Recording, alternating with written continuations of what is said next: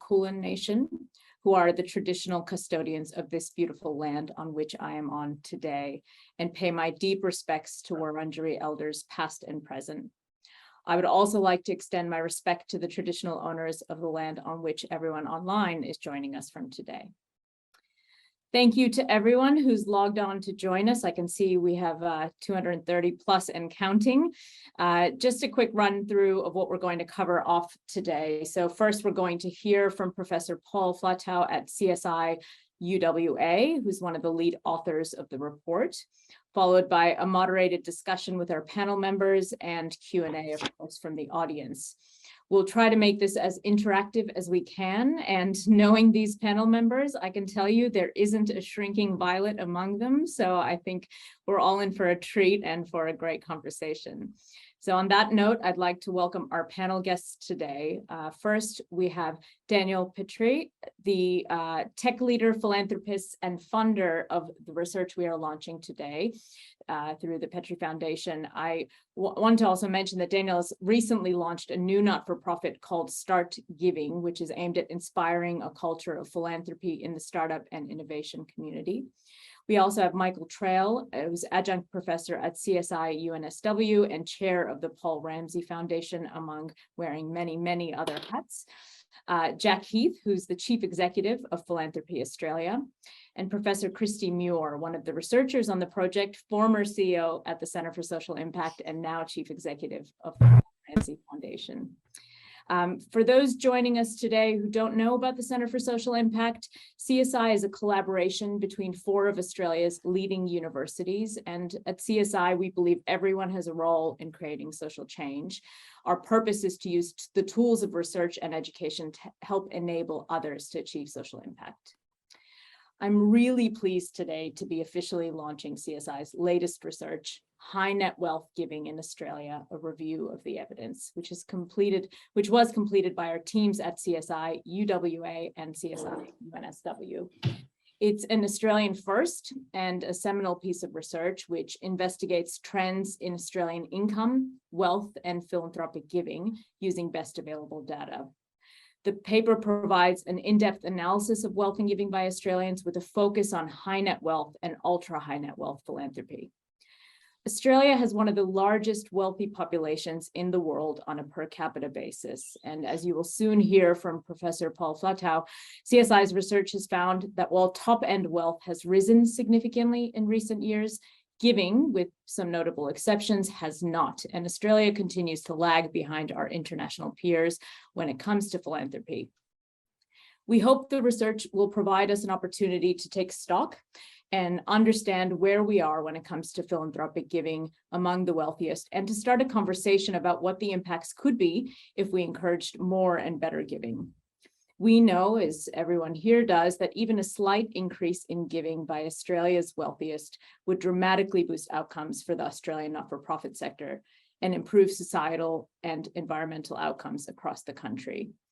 Not-for-profits, of course, play a critical role in society, and this has been particularly evident through Australia's experience with drought, bushfires, most recently floods, and not to mention with the impacts we are still experiencing through the global COVID-19 pandemic.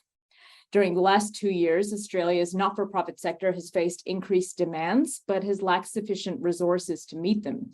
CSI's own research, with a pulse survey of the for-purpose sector, found that approximately 80% of service providers had received requests for support they could not meet, while approximately 75% reported being financially strained during the COVID-19 pandemic. Encouraging Australians who are vastly wealthy to donate more of their wealth would transform social outcomes in this country. But the research also provides an opportunity for all of us, perhaps including all of us here today, to reflect on our level of giving, our own levels of giving. Philanthropic funding often helps drive innovation in the social sector by backing new and different ideas. And if we truly want to see transformational change in society, we definitely need more and better philanthropy. I'm pleased today to be joined by our esteemed panelists who I've just introduced, but before we have a discussion with them about the research and what it means, I'd like to introduce you to Professor Paul Flatau. Professor Flatau is Director of the Center for Social Impact at the University of Western Australia and lead researcher for this report. He's here with us today to talk through some of the key findings and recommendations. Over to you, Paul. Thanks so much, Arminé. And I would also like to acknowledge that I'm on Whadjuk Noongar land here in Western Australia, and pay my respects to the elders of this land. And thanks, Arminé, for your involvement. So you've come in relatively new as CEO and got stuck into this report, and the report is better for all that work. And of course, we have Kristy, who was the CEO when this work started, also on the panel, and as an author as well. So good to see you both. So this is an extensive review of wealth in terms of individual wealth, foundation wealth, and giving. It's not an analysis of corporate wealth and giving. It's about individuals, foundations, and the like, perhaps. But it is pretty extensive. So let me get into the PowerPoint. I'm going to make sure I keep to a pretty quick rundown of the results, because I know that you'll be really interested in hearing from the panel. So let me share my screen, and hopefully that's worked. If not, I'll probably be hearing a little bit about that. So thanks to all the authors, particularly the team here at UWA and at UNSW. And what this research is about, as I said, is focusing on high net worth and ultra high net worth wealth and giving, and asking the question, have Australia's giving rates kept pace with wealth growth? Can Australians give more? And the simple answer to that is essentially yes. But we want to back that up with a bit of evidence. So as Arminé was mentioning, philanthropy has a key role to play in addressing social impact and environmental issues. So Arminé was speaking about the results from the Pulse survey in terms of unmet need, and that's about the level. But one of the things that came out of our recent research on the funding of homelessness services was the distinct difference between philanthropy and donations in terms of flexibility and discretion and government grants. It is a fundamental part of what charities do and not-for-profits do, that they can use that funding in a more flexible, discretionary way, and also get involved in new projects, innovation, high-risk endeavours. So it is not just about level, but it is the form of funding that philanthropy gives that is so important. Now, we said that this is a pretty extensive analysis of both wealth and of giving, and here's a list of all of the data sets that we've used. There's lots of differences, of course, in terms of definitions of high net worth and ultra high net worth. Internationally, often US 1 million. We'll probably talk a bit about the 1% point in terms of wealth distribution. That's higher than 1 million. Ultra high net worth, US 50 million. That's actually well below the top 200 rich list. There is actually a gap, and we'll talk about that gap between what we know from the survey data and the rich list data. So it's a pretty extensive list. Where is wealth in Australia? Well, second highest median level of wealth. Mean household net worth and wealth, and we use those terms interchangeably, increased by a significant amount. The top end of the survey data, ABS survey of income and housing and the HILDA data are the key sources on general household wealth in Australia. Much stronger growth in the top 1% than Australian households more generally. When we go to the AFR to a top 200 rich list, that's tripled since 2015. It's 555 billion, increased by 15.9% in the past year. And there's been constant growth in that number. And as I said, the minimum of that list is 629 million. And there's actually a gap between the survey data and the rich list, which is an extensive gap, which we need to know more about. And we'll talk about that shortly. But here's that graph of the top 200 rich list, AFR top 200 rich list. And it's a pretty constant increase, isn't it? So we've got growth rates there that are well above what we see in terms of the general population in terms of wealth increases. And it's been pretty consistent. There's quite a bit of volatility when you look at the philanthropy data, but there's not volatility in terms of the rich list data since 2016. It's been very high growth rates, consistently positive. So we're looking at a very high number, 555 billion. Now, let's look at the question of giving and the question of, are Australians generous donors? And yes, to some extent they are, but the essential story that we're coming up with is that we can do more. So ACNC charities donations, currently 12.7 billion, up from the previous year. ATO donations and PAF distributions have actually dipped in the last year. The data's just come out, so we don't have much of that data in the current report. It's just been released, but they've actually dipped in that last year. The essential story, of course, is the AFR top 200 rich list growth, and the growth in terms of the top 1% in terms of the household wealth from the surveys far outstrips ACNC donations. When we look at the top 50 donations in Australia, the Financial Review Philanthropy 50 list, 942 million, not billion, but 942 million in 2021, and that's a reduction of 2.3%. But there has been good growth in previous years, so we have to be very careful. There is volatility in those lists, as we can see here in the data when we look at totals. So here at the top, the orange is ATO donations dipping in this last year. We also saw the Philanthropy 50 dipping, but you can see here there was a period of very strong growth in Philanthropy 50 list numbers. When we look at PAF assets and distributions, again, dip in this last year. It's been pretty straight, but you can see that dip in this last year, growth in previous years. So we do have, in our view, a capacity in both the ultra high net worth and the high net worth group for greater giving. And here we're going to switch across to the ATO donations. And the ATO donations can be analysed in detail because we have the sample files. So we've had a look at those unit record files. And here we're looking at the ATO 2% sample files for the year that we have it. And we're asking questions, what does the top 1% taxable, that's personal taxable income, of course it's income in the ATO data, look like relative to all taxable income earners? What does giving look like?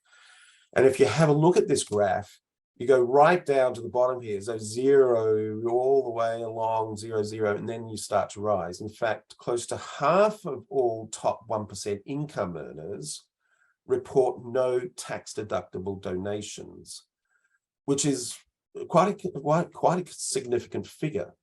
And as I mentioned, there was a reduction in total giving 2019 to 2020. Now, what does that 1% look like? Well, 1%, the top 1% in the ATO data in those their sample files, 65,000 in the sample file, is 331,000. So there is a capacity there to give, and we need more to give. And we'll talk about the 1% pledge, but the 1% pledge comes in fairly late in the distribution if you're looking very carefully at the data. And some of you will really see the point here. We're looking at right at the end of the top 1% before we get to the 1% giving, if you can get all those 1% all in line. In terms of PAF assets, rose in 2019, 2020, but down on 2016, 2017 levels, as we saw earlier. Public ancillary funds are different, a bit of a strong growth there, but they've not kept pace with the growth in wealth. That's the essential story that we're giving here. Now, what might be done? The Pledge 1% model is a good starting point to say, if we saw the 200 wealthiest Australians give at the Pledge 1% level, it's a pretty easy calculation, isn't it? 555 billion, so you get 5.55 billion. That represents, going back to the 12.7 billion that charities get in donations, that represents 43.7% of total donations. That's a huge start. When we, and you can go to the report, we try to analyze what does the distribution of wealth look like between the end of the survey data, 20 million essentially, all the way through to 600 plus a million in terms of the AFR data. When we looked at that, we could increase the pool of donations by 7.9 to 8.5, depending on the assumptions. So you've got these points of increase by giving it 1%. Going back to that 1%, top 1% of income earners in the ATO data, if we look only at those who didn't give 1% or more and ask if they pushed their giving up to 1%, what extra would we get each year from that? 181 million. So there is all sorts of areas in which we can increase giving. That's only at the very top end, but all Australians can give. If we don't go into just giving, but we look at inheritance tax, and a huge amount of modelling has to go into this to even get a back of the envelope inheritance tax figure. You can look at all of the bits and pieces that go into our analysis, where we have to fit distribution between the survey data and the AFR 200. Then we have to use age-adjusted death rates. We got rid of owner-occupied housing, did everything, and then found out what the wealth was. So if you have a 5% tax with a 10 million net wealth threshold, excluding owner-occupied housing equity that will pass through, you'd raise between 2.3 and 3 billion per year. So that's another potential in terms of giving. That's through the tax system, of course. And if we don't have giving voluntarily, but we need to have more giving in terms of the charity sector, maybe we look across to inheritance tax. So that gives you a bit of a profile of the research. The reports are all online now. Very detailed set of results that you'll get there. And I'd like to thank Daniel, of course, for funding this work. It is really an important piece of work, and we thank him for that. Thank you. Thanks very much, Paul. Great. So on to the next portion of our presentation here, which is the panel discussion. And to kick off the panel discussion, I'll first turn to Daniel. So Daniel, can you tell us a little bit about why you wanted to fund this research? Thanks, Arminé. Yeah, look, I think, I came back to Australia in the early 90s from Microsoft, and I'd come from an environment where there was significant charitable giving by the wealthy. And there was this general position that if you're successful in life, it should be your responsibility, not your choice to give back. Descended to Australia where that thematic didn't really exist. And so I wanted to start to understand from a facts perspective or data perspective, what was the difference in comparative giving? So really the first report came out in the mid 90s, and about every 5 years we've funded that. So this is the most recent. And the reason is to give us a fact base to understand in countries like ours, so UK, Canada, the US, New Zealand, what is a general giving level and what are our high net worth giving levels? And that's the real focus, to understand why our wealthy, who aren't bad people, just give at a phenomenally lower rate than other countries. So the first thing was get the data to say what is the differential, and then try and unpack some of the reasoning. Yeah, makes sense. This next question is really to all of our panelists, but I might start with you first, Kristy. So why is philanthropic giving by wealthy Australians important in driving societal change forward? I mean, I think there's a few things, and Arminé, you referred to a couple of them, as did Paul in his piece. I mean, across Australia, we have some serious social issues. This will be not a surprise to anyone. Our rate of increasing wealth, and I know Paul's looked at it in recent times, but you can look at over recent decades, and we were the envy of the world in terms of our GDP growth, but our social progress hasn't kept pace with that. Then we had issues like you've outlined, Arminé, floods, drought, COVID, global pandemic, which meant that the fault lines in society actually increased, and we've had certain people who have been further disadvantaged because of that. We know that the charity sector really did increase in terms of their response and their workload during the pandemic, but that 80% of those not-for-profits that responded to our survey actually couldn't keep up with demand. And so those are really big issues. I mean, I think that the other piece that's really important here is, you know, Paul outlined some of the stats in terms of what if we had an extra, you know, $5.5 billion. What does that actually mean for somebody living in someone's household? Well, it actually means that we could actually give away free childcare, which we know can seriously change the implications for someone's life into the future. We could actually subsidise dental care that we know has fallen way behind in this country. And then finally, the other thing that I think is really important to point out is charities so often are restricted in their funding as to what they can use that funding for. And we know that philanthropy and donations can actually give charities that flexibility that Paul spoke about, can actually help them fund things around how do they do things differently, what might be innovative, how do they pay for the things that we know actually matter to keep the lights on, to help you improve, to invest in being great service providers. And as family members, we can then trust that our kids are being really well cared for, that supports are really of significant quality. And all of those things that we want around our charities being super effective are in place. Thanks, Kristy. And Daniel, can I ask you to comment on that as well? Look, I think Kristy's right. I think you don't have to walk outside your front door very far to find someone who is suffering or lacking opportunity. You know, it doesn't require you to dig a very deep trench, whether you look locally or internationally. I think that the part that is most troubling about where we are in Australia is that as our wealth has exploded, the wealth of our wealthy has exploded. None of that's really gone back in. Very little's gone back into the charitable sector. And what we're talking about, even in the models that Paul talks about, the sort of modelling of another 5 billion, none of that would impact the lives of any of our wealthy people. So no one's suggesting either in the research report or in this discussion that a wealthy person should forego any of their lifestyle necessarily to give to others. Now that's a completely different ethical conversation.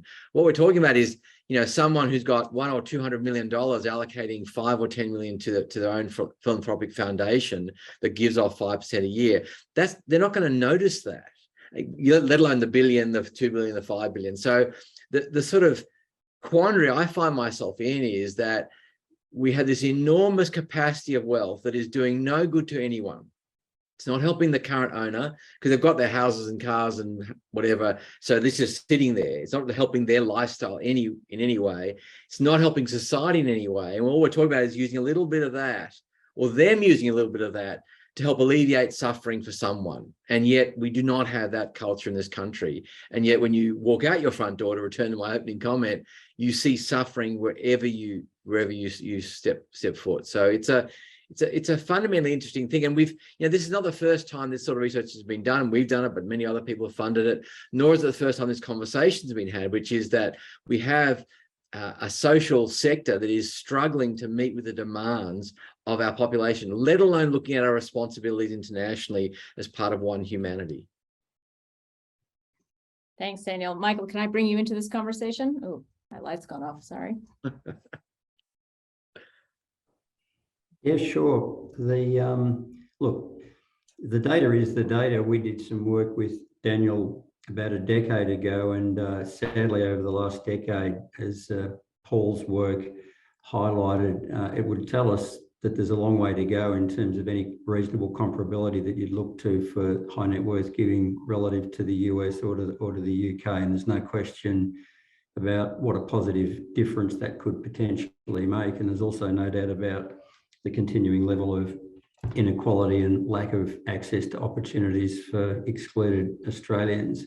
I think it's challenging and frankly a bit head scratching in trying to dig under why that is. I mean, I know Daniel and I used to kick around, perhaps there was a cultural tradition. You go back to the US in the turn of the last century and Rockefeller's great line that the man who dies thus rich dies thus disgraced. And certainly having spent a bit of time in the States, there was a notion going back to the robber barons, that, hey, if you did well, you better plough a lot of it back and you'd lose status at the local golf club if you didn't. So we don't seem to have developed the same culture. The optimist in me, and this is genuine, feels that there are two data points that are cause for some encouragement. I do think that there's a generation coming through, and certainly in the context that we have in a range of hats that I wear, the Gen Xers are really concerned about a range of current issues, from climate change to inequality, where they're given the opportunity and they either have access to money or are decision makers, they're voting with their feet. And a lot of the drivers I'm seeing are next gen philanthropists, and I'm sure Jack can talk to that. The second thing, which is a little bit more challenging, but I think is real, and I say this as somebody who's worked in the non-profit sector, I think there's a challenge for leaders in the non-profit sector. This is a country where a lot of the major non-profits, typically, if you look at their funding mix, it's dominated by government funding. And if you scratch the surface, perhaps haven't done the job of encouraging, giving and building the sorts of relationships. My personal experience, and Jack Heath, who was a bit of a mentor and is on this call, I think would say similarly, that if you're thoughtful and proactive, as Daniel said, these aren't bad people. Sometimes you've got to explain to them and sell to them that their money can make a real difference. And if you do that with integrity and you give them the opportunity to make social and philanthropic investments, certainly my experience at Social Ventures, and I think Jack in his work in founding Inspire, was that money's available. There will be people around who'll both support that and do so with increasingly generous contributions. So I think it's a multi-layered story, but it's got to change. And I really applaud Daniel for his work and pioneering work and bravery in calling this. You know, you can't run away from the evidence. And I do think, with another hat that Daniel's wearing that you referred to, this is a club. You know, high net worth people like talking to other high net worth people. If you build the relationships and that work around Start Giving, which builds on the precedents that Daniel's been so close to in the US, I think encourages me that, you know, hopefully when this data comes out over the next 5 to 10 years, we will be comparable. And it'll be because of conversations like this and work like Daniel's driving. Just one thing I can jump in. I think, you know, as Arminé kindly mentioned, we've got this new thing I'm working on called Start Giving. And basically we're working with founders and execs in the tech community to get them to start their philanthropic journey early. And, you know, there are 5 things. There's a long answer to a short question, but there are 5 things we're trying to address with people. You know, the why now, how much, and where. And from my previous 30 years, literally 30 years, trying to convince old white guys to give money, I have to spend so much time on the why they should give. You know, and what we've noticed in the working with Antonio, my CEO, in Start Giving over the last few months is we spend near zero time with these sort of founders, tech founders and tech execs on the why. They absolutely get it without you mentioning more than half a sentence of why someone who's wealthy should think about giving. So there is something fundamentally different about this cohort. They are more socially progressive. They of course they like the wealth that they've created, but they don't believe they deserve it, and they are uncomfortable with inequality and suffering. The old white guy group, I'm not sure. Michael's very generous, and we have this slightly different view. I think there are clearly data points of them that are philanthropic and caring, but as a cohort, I think there's a lot more. You've spent a lot more time on talking to them about why they should give, and a lot more of that cohort actually believe they deserve the wealth they've got, even if their wealth came out of digging stuff out of the ground. So there's a very different disconnect between the effort that's been put in to generate the wealth and whether you actually have earned it or deserve it, and whether you should think about giving a bit back. So I do think the future, what I'm sort of really excited about, is that as more and more wealth will be generated by this cohort of innovators, and that this cohort is more likely to be engaging in philanthropic giving early, we're going to see a change in the culture of giving in this country. You know, the other thing, Daniel, that you've just made me think of is that, you know, you call out the social moral responsibility, which I'm all for, and you know, you and I have had this conversation before, and I completely support. But the other piece to this puzzle that's worth pointing out is, even if you don't actually care about the social moral side, there's so much research that demonstrates that actually countries, people, communities actually will do better if we can, if we can lift some of those, lift some of that suffering that you were talking about earlier. In fact, there's been a Nobel laureate given out for that research. So it's, there are many reasons on this front to give. And on the supply demand side, the multi-layered story that Michael, you were talking about, I think there is a challenge on both sides. And I noticed there's a question in the chat, but I think one of the challenging sides is how do we make grant making more equitable? So how do we actually, help not-for-profits to be able to get the funding and or connect with the right people to be able to do that? Can I bring Jack into this conversation? Jack, you're a CEO of Philanthropy Australia. You've sort of set out a blueprint to supercharge structured giving in Australia with the objective of doubling structured giving by 2030. So in your view, what needs to happen for high net wealth Australians to start committing to higher levels of giving? What's stopping that from happening? Well, I think we've got to start communicating the stories and the buzz or the joy that comes from giving. And, I just a couple of weeks ago when I caught up with Daniel, and I hope he doesn't mind me sharing this story, but he was talking about a project that he'd funded around a water project in Africa, and going through getting the evaluation process that was done was that one of the surprising findings coming out from the research was that as a direct result of this water project, there was a decline in the number of rapes happening in that particular community. And I just remember when Daniel sort of said that to me, it's sort of like, that really moves you. Do you know what I mean? It's sort of like, here's something that's quite extraordinary. And I think we need to get more of those stories out there and shared right across the community. Going back to your earlier point, we know there's the likes of, Craig and Di Winkler and others, people who for a long time have been very, very reluctant as part of a, I think a very worthy Australian sort of egalitarian thing about not sort of, blowing your own trumpet. And I think there's a bit of a cultural thing that's there as well that we need to change. But certainly from a Philanthropy Australia perspective, we really want to inspire people with those stories, if you like, almost to infect people with the joy of giving, because we don't feel in Australia, we don't feel so comfortable about talking about things feeling really good. And I think even Daniel will say it's a bit of a guilty pleasure. But for people that go on the philanthropic journey, whatever their level of giving is in terms of dollars, there's something quite wonderful that comes when you go and you put stuff out there and you do things for other people.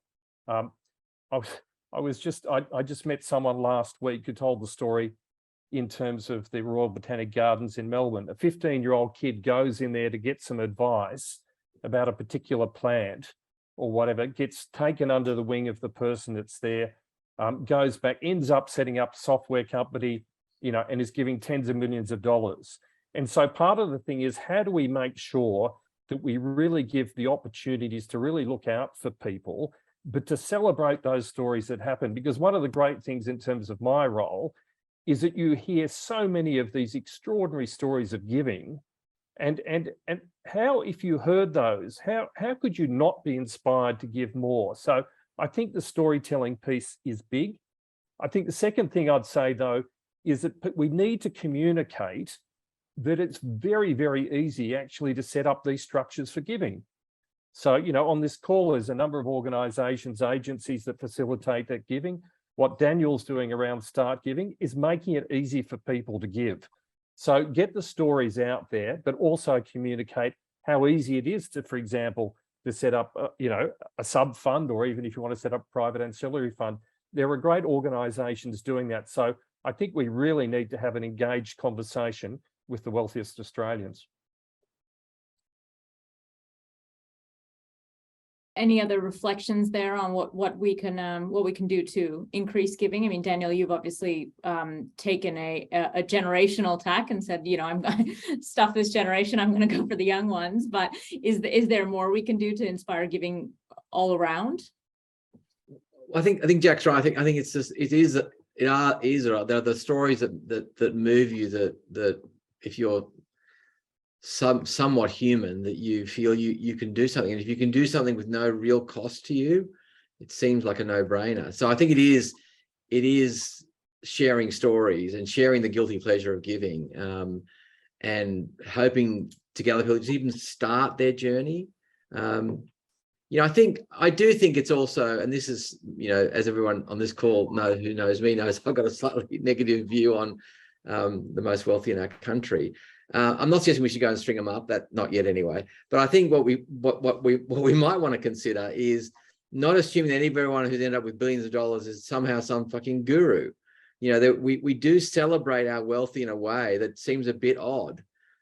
Just because someone's made a lot of money, suddenly they're omnipotent, all powerful, all knowing, and maybe that's not all that healthy. We should celebrate success in whatever form it is, but we shouldn't celebrate the making of money in and of itself as being something that is aspirational. We should be, if you want to build a big business that serves a population, does some really good things, great. But just the making of money, and we are trending badly, as is the US, to celebrating money and the making of money in and of itself as being great, regardless of whether the person made their money out of casinos or some other sort of human endeavor, which is probably not as useful to society as others. So I think there's a mixture of this sort of sharing the beautiful stories of giving and how you can change societies, you can change lives, you can create opportunity, alleviate suffering, but also not looking to celebrate those who've just made money and seeing them, putting them on some pedestal, which is inappropriate. Kristy, Yeah, I'd add to that, and I just saw in the chat a note flash up on how significant is peer-to-peer management. I think that's absolutely critical, and I know Daniel, and we've talked about this, and at the heart of what you're doing with Start Giving is people who are at the front end of the philanthropic journey, and certainly, and I learned from you on this, Jack, in your early work, but at SVA, if you put like-minded people together and one or two of a group of 10 is giving and giving generously, we used to call them promiscuous sneezers. So what's a promiscuous sneezer? It's somebody who's giving, who's happy to talk about it publicly, and preferably within their circle, indicate how much they've given. Those people are gold. And if you've got them in a round table or a dinner party or a drinks party with peers talking about why they're doing what they're doing, how much they're doing, and what the impact of that is, you'll invariably come away from that room with converts. So this notion of one-on-one, one by one, and then in partnership is fundamental to this. And I think the stories and the reinforcement of that is profoundly important. And again, the other side of that is when I was at the front end of my own journey as a startup social entrepreneur in 2002, I knocked on a lot of doors thinking, well, there must be people from the non-profit world in Australia who really get this, having spent the previous 15 years at Macquarie Bank. I knew there was plenty of money around. But when I talked to most non-profit leaders, frankly, those who were running organisations that were driven by government funding had no idea. And when I talked to Jack, who'd done that pretty well, there were a series of basic lessons that are being picked up in this conversation about what it takes to convert. So I get, and you can't run away from the analysis that says we do a pretty ordinary job of high net worth giving, but I'd also point the finger at those in the sector who say the money's not there. It is, it absolutely is. And I got a little bit sick in my time at SVA being told, well, that's all right for you, Michael. You spent 15 years at the Millionaires Factory at Macquarie, you know where the money is. The truth was, while that might have given SVA and me a small head start, it was very small. And the proof point was there were a bunch of entrepreneurs in the SVA orbit who we'd supported. Very few have had backgrounds from, the big end of town. But once they knew the art and the craft and they could tap into networks, which weren't that hard for them to do, they were incredibly successful at doing what SVA had done. So, the money is there, but I do think at a relational level, that peer-to-peer and doing that thoughtfully and spending the time, and again, one of the closing lessons from Jack that I reflected in my book, Jumping Ship, was a great lesson from him when he sat me down and I said, mate, you've got to give me the lesson in fundraising. The first question was, how much time do you spend doing this? And he said, well, it's got to be 40 to 50% of your time doing that relationship, peer-to-peer trust building. And I thought that was astonishing, but it was absolutely true. So, if you're going to do this seriously and you're on the non-profit side, that's the energy and effort that requires, and you may be pleasantly surprised at what comes back.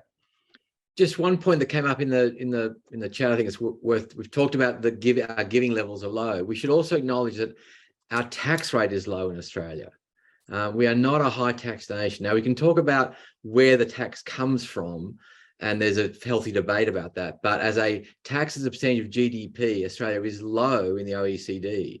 So it's not as though we have a fully funded government sector, in particular a social services sector, that can meet all the needs of those that are disadvantaged or in need of opportunity. We don't have that. In fact, we have a shrinking because of foolish approaches to giving tax cuts as the only way to build a good society. So you have kind of low giving and you have low tax. And you can see in the data that, you know, countries, some in Northern Europe who have very high tax rates have a low level of giving, but that's kind of a trade that's been made by the citizens of that country, that the government can step in a lot more. Well, we've got to kind of make a choice and also, I think, do both. I think we could increase our tax base without it harming the most vulnerable, and we could expect our most wealthy to give a bit more. And the map of both would be, you have significant funding for major rollouts of major social infrastructure and the money out of the philanthropic sector, which can be used to innovate and try new models, because it is unlikely, you'll unlikely get model experimentation in major government service delivery because they're just not geared that way. That's where the philanthropic dollars can have its most impact. I think there's, just a couple of things to add to some of the pieces that Michael and Daniel made. I mean, I agree with the peer-to-peer is really important. There are, to Jack's point, there's great opportunity to sort of start having conversations about this. I think we could also help skill up the wealth managers and how do they help connect with not-for-profits and charities, and actually how do we skill up charities to be able to do this work and have funding and space to be able to form those relationships, particularly where they're not set up. I think the other thing to note is there's something about the culture of giving in Australia, and you know, Daniel, you referred to this at the start, but one of the stats that kind of alarmed me in this piece of research was that only 1 in 2 people who have a taxable income of more than $1 million a year make a tax deductible donation. That compares to about 90% of Americans. Now, 1 in 2 is quite low. Now, some of them might have a PAF or something else, but actually it's quite low. And it suggests to me that we do have something about shifting this culture of giving in Australia more broadly, which may help then as you increase your wealth, we can get this high net worth, ultra high net worth giving at that 1% level. I mean, one complete other tangent. If you go back to, I think Jack mentioned it, but Andrew Carnegie, one of the great robber barons in the US, industrialist, who wrote the Gospel of Wealth in the 1860s, I think it was. And if you read that, and that's a great quote, is that quote, a man dying rich dies disgraced. And a bunch of other great quotes in that piece, but it's not a long piece worth reading. But, you know, if you look at him, he wasn't a nice human. But he worked out, and he says it in Gospel of Wealth, that if you don't help the society, he calls it the brotherhood, to succeed, then they're going to come knocking on your door one day. So, you know, it's a bit of a dark sort of view, but there is this sense that you want a cohesive society. You don't get a cohesive society if one group is doing very, very, very, very well, and a whole bunch more, a larger portion are doing very, very, very badly. That seems as unethical, it's immoral, it's not fair, but also it's not very clever if you're in the top end, because something will happen one day to change that. And you've seen it through history, and he talks about it, and Carnegie talks about it in Gospel of Wealth quite extensively. Can I just jump in to add one thing in terms of why is that maybe the giving levels was not higher, not increasing, is just around the fact about there's that diminution of trust in national organisations, and that applies to not-for-profits less so than governments. But we've got people who are not so confident in terms of making those gifts. And I think what's going to happen over the next 5 to 10 years is that we're going to see a lot more of that giving, and including high net worth and ultra high net worth giving, happening in local communities in situations where they can physically eyeball someone that they're either going to give the money to put to good work, or know the local community. And so and when you look at that intergenerational wealth transfer, we're looking at about 1.1 trillion by 2030. Over about a third of that is actually happening outside the major cities. So I think when we're talking about increased levels of giving, we need to be thinking outside just the capital cities, but also that I think, and you know, we talk there in terms of some of the statistics there, you're talking about a rise in terms of the public ancillary funds. I think more people are wanting to invest more money in their local community, in places and organisations, people that they can see. And I think there's a huge opportunity for that more locally based funding across the board, but particularly from the high net worth individuals. Thanks, Jack. I think we might move to audience questions now. So there's quite a few coming through, and apologies if we don't get through all of them. We've tried to group them a bit. Some of them are a bit similar. So here's one for the panel. So, and this includes Paul, if you're happy to jump in, because some of the questions might be a bit technical. So are wealth managers and tax accountants an undeveloped pathway toward building awareness around the importance of giving among high net worth and ultra high net worth individuals? Jack, you might have some comments. Yeah, look, I think a huge opportunity, one identified in our blueprint, and certainly we're doing some preliminary work towards that end. I mean, what you want is that you want wealth advisors to be able to say at the end of the conversation, and would you like philanthropy with that? It needs to become the norm that that's just what you expect to do. So a fair bit of work to be done in terms of educating the financial advisors. And just to call out there, I think Crestone, the ex-UBS, now Crestone Group, do a pretty significant job there. They do a great job with their investment advisors, financial advisors, on adding, as Jack says, adding to the grocery list. Have you thought about doing a PAF? And a significant proportion of PAFs being created in Australia coming from Crestone clients. So in other words, it can be done. Yes, they're one of the biggest in the investment advice space, but clearly their success rate in getting high net worth clients to do it shows it can be done if people do apply themselves to the other investment advisory firms. And those others that don't do it run the risk of losing business. Here's another one. Do you have any insights, and Paul, you might have a view on this, into how much was given by ultra high net worth individuals to their own foundations?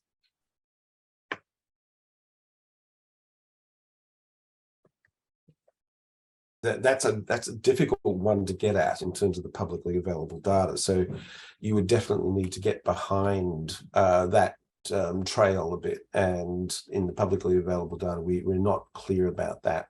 You'd have to go through each of those big paths and so on and really work that one out, which we didn't do here. But the others on the panel might help out on that.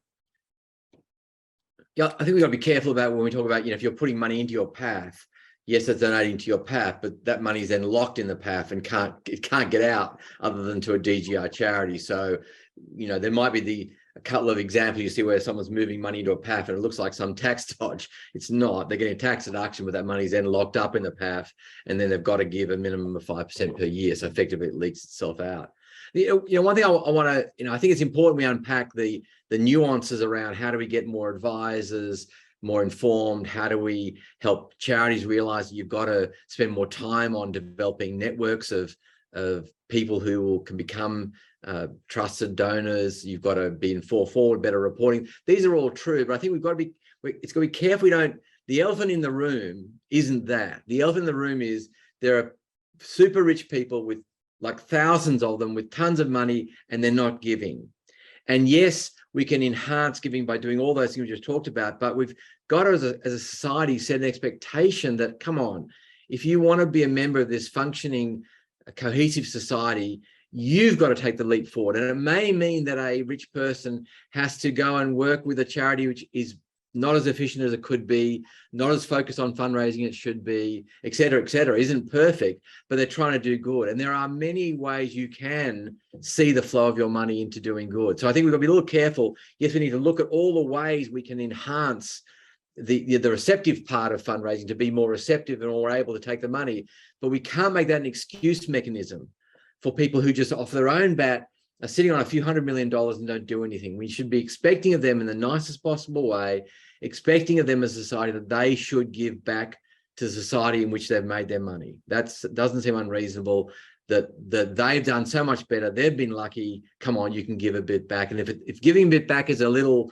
inefficient or not as smooth, well, so be it. But at least you've alleviated some suffering on the way through.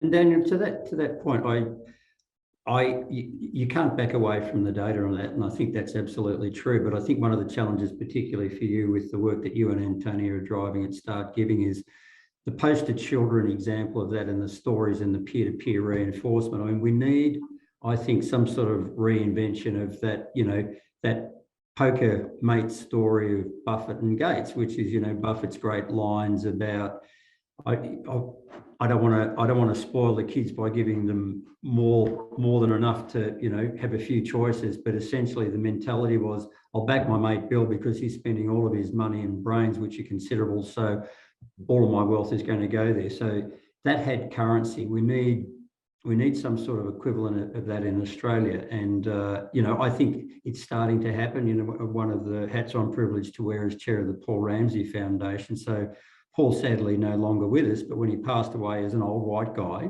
left $4 billion on a per capita basis in Australia. That's as big as Gates in the US.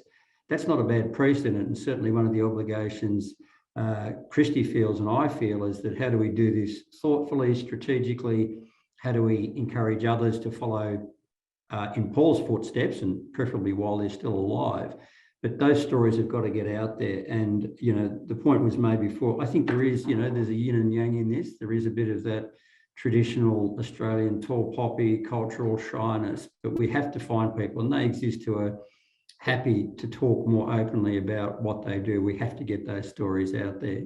If I can just give 3 quick anecdotes, Arminé, sorry to take that, of examples of that. You know, we've all, hopefully, if you haven't, you should go and read Mel and Cliff's blog from Canva about moving their vast wealth into philanthropy. And as you know, I'm paraphrasing, but they're going to give it all away. And these are people in their 30s.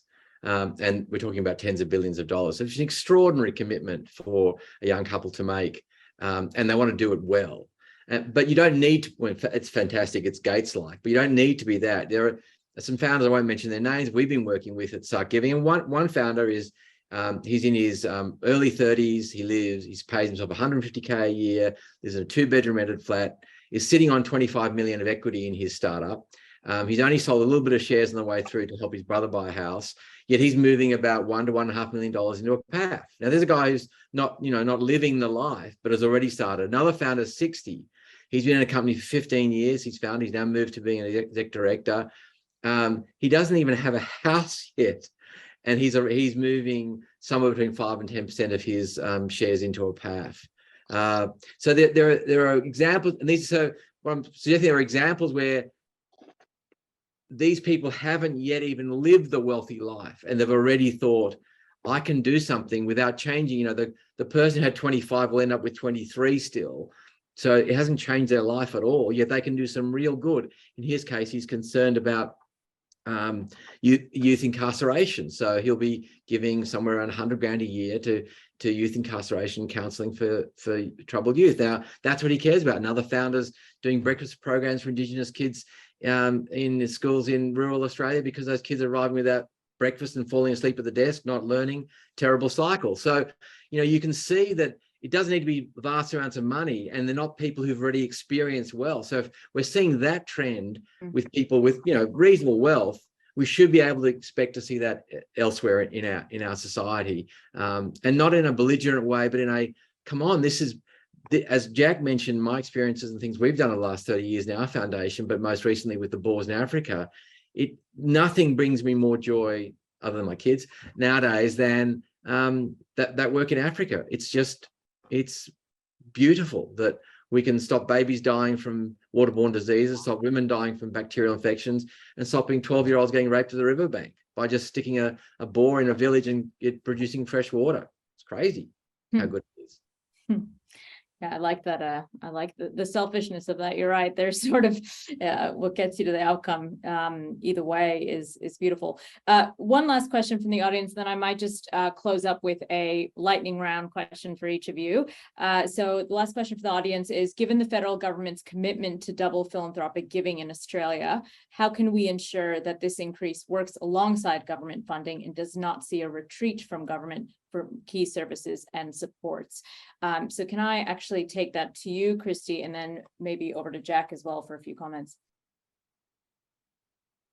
Look, I think there's great opportunity for philanthropy and government to work in sync. And I think Jack or somebody gave the stat that philanthropy, maybe it was Paul, philanthropy is just 7% of all of the donations. Government are a really big lever here, and we need to be better at working in collaboration with governments around making sure government fulfill their role and philanthropy can supplement, add to it.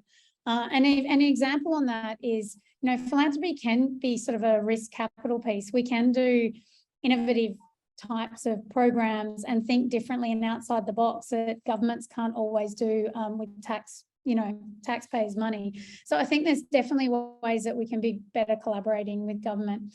We could talk much more about this, but I'm conscious of your lightning round last question, Arminé. Excellent. And Jack, I don't know if you I was just going to say, I think the good thing is that Andrew Leigh completely gets this, that philanthropy is not there to fill in for government. And certainly when he launched that double giving platform, he was very explicit about saying, we're not expecting philanthropy to come in and just do things that government doesn't want to do, but it is there to take the risks, to do the innovations, to build projects that can be scaled. So I think in terms of the minister that we've got, a very clear appreciation that this is about a value add of philanthropy and not allowing government to step back. Well said. All right, so this is going to be one of those, you have to pick one thing. Love those. So as the last question for everyone, it'd be great to hear your last piece of advice. So what's the one thing you think needs to happen now to increase giving? Daniel. I'm going to pick something that's not going to happen, inheritance tax. I knew it. Excellent. Thank you. Michael? Magic formula stories from givers who really get it and do it well. Find the promiscuous sneezers. Love it. Kristy? I'm going a cultural one. I think philanthropy is all about the joy of giving and about hope and possibility, and would love to spread that message. And Jack, last but not least, and the toughest job to go last. Please come next Wednesday afternoon to the Philanthropy Australia conference to hear Craig Winkler and Di Winkler talking about giving away over 90% of their wealth. And you have to be there because they're doing it on condition it's not being recorded. Excellent. Excellent. All right. Well, we could probably keep this conversation going, but unfortunately we have about 2 minutes left and we're out of time. And sorry to those whose questions we couldn't get to. There was about 350 people around today. So thank you so much. Huge thank you to our panelists and of course to Paul for your time, your knowledge, your insights. I've learned a lot and hopefully our audience has too. I also want to thank Rhonda for all the work she's done for putting this webinar together. And thank you all for taking the time to be part of this important conversation. And if everyone, I think, could do one thing, I think it's actually all of us just thinking about our own individual levels of giving. So I've certainly done a lot of that reflecting over the last few weeks in being part of this report process. So we'll be sending around the recording to everyone here and posting it on YouTube. Thanks again for joining us, and please follow CSI on socials to hear more about our work in the future. Bye for now.